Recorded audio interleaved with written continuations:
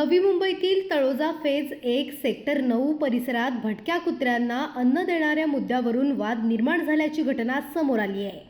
या प्रकरणात काही व्यक्तींनी भटक्या कुत्र्यांना इजा पोहोचवण्याची अथवा त्यांना ठार मारण्याची कथित धमकी दिल्याचा आरोप करण्यात आला असून या संपूर्ण प्रकरणाची निष्पक्ष चौकशी करून दोषींवर कठोर कायदेशीर कारवाई करण्याची मागणी नागरिक शादाब बेग यांनी संबंधित प्रशासनाकडे केली आहे। निवेदनानुसार परिसरातील काही नागरिक नियमितपणे भटक्या कुत्र्यांना जबाबदारीने अन्न देत असताना त्यास विरोध करण्यात आला आहे।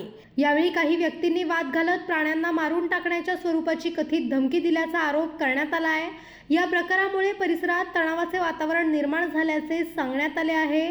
तक्रारीत नमूद करण्यात आले आहे की prevention of cruelty to animals act 1960 अंतर्गत प्राण्यांवरील क्रूरता हा कायद्याने दंडनीय प्रकार आहे।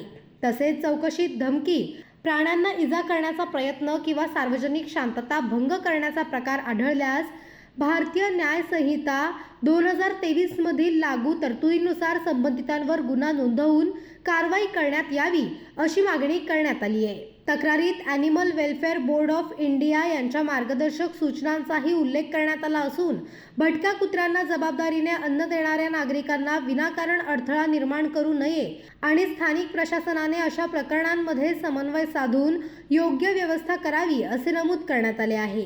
याशिवाय भारतीय न्यायालयांनी विविध निर्णयांमध्ये भटक्या कुत्र्यांना जबाबदारीने अन्न देण्याचा अधिकार मान्य केला असून त्याचवेळी सार्वजनिक स्वच्छता, वाहतूक आणि शांततेची काळजी घेणे आवश्यक असल्याचेही स्पष्ट केले आहे। शादाब बेग यांनी प्रशासनाला दिलेल्या निवेदनात या संपूर्ण घटनेची सखोल चौकशी करून वस्तुस्थिती समोर आणावी, परिसरातील भटक्या प्राण्यांच्या सुरक्षिततेची हमी द्यावी आणि चौकशीत दोषी आढळणाऱ्यांवर कायद्यानुसार कठोर कारवाई करावी अशी मागणी केली आहे। दरम्यान या प्रकरणाबाबत संबंधित प्रशासन किंवा पोलिसांकडून अधिकृत भूमिका जाहीर झालेली नसून तक्रारीतील आरोपांची सत्यता तपासानंतरच स्पष्ट होणार आहे।